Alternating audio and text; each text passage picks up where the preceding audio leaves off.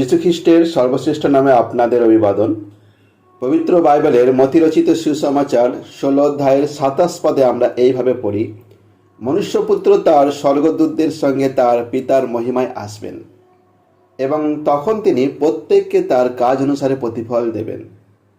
তার আদর, সম্মান ও মহিমায় যখন তিনি আসবেন, তখনকার ভবিষ্যৎ সময়ের বিষয়েই প্রভু যীশু খ্রিস্ট এই বাক্যে বলেছেন। এই পদে তার আগমনের নিশ্চিত আশ্বাস রয়েছে। তিনি রাজত্ব করতে আসবেন। মনুষ্যপুত্র এই উপাধি তার মানবত্ব ও নম্রতার পরিচয় বহন করে এবং এই উপাধি গ্রহণ করতে তিনি কোনো লজ্জা অনুভব করেন না। এই উপাধি অনুযায়ী যারা তার উপর বিশ্বাস রাখে, তার গুণাবলী ও কার্যকে গ্রহণ করে, মানব জাতির উদ্ধারের জন্য তার ক্রুশবিদ্ধ বলিদান ও পুনরুত্থানের উপর বিশ্বাস করে এবং তাকে নিজেদের জীবনের প্রভু ও ত্রাণকর্তা হিসেবে গ্রহণ করে, তারা পাপের ক্ষমা ও পরিত্রাণ লাভ করে। তাদের তিনি নিজের ভাই বলতে লজ্জা করেন না।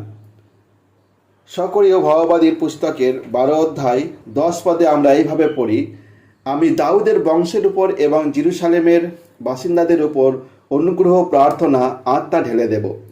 তখন তারা আমার দিকে তাকাবে যাকে তারা বিদ্ধ করেছে। যিনি ক্রুশে বিদ্ধ হয়েছিলেন এবং নিহত হয়েছিলেন, তিনি আবার মহিমাময় ফিরে আসবেন। তখন সমগ্র মানব জাতি যারা তাকে তুচ্ছ করেছে, তারাও তাকে দেখবে। সেই দিন তারা অনুতাপ করবে, কাঁদবে এবং নিজের বুক চাপড়াবে, যেমন কেউ নিজের একমাত্র পুত্রের জন্য শোক করে। তাকে অস্বীকার করার অনুতাপ তখন অর্থহীন হবে, কারণ তখন তিনি বিচার করতে ও রাজত্ব করতে আসবেন। কিন্তু যারা তার উপর বিশ্বাস রেখেছে, তারা আনন্দ করতে করতে তার সঙ্গে মহিমাময় উপস্থিত হবে। তার আগমনের সময় আপনি কোন অবস্থায় তার সম্মুখীন হতে চান?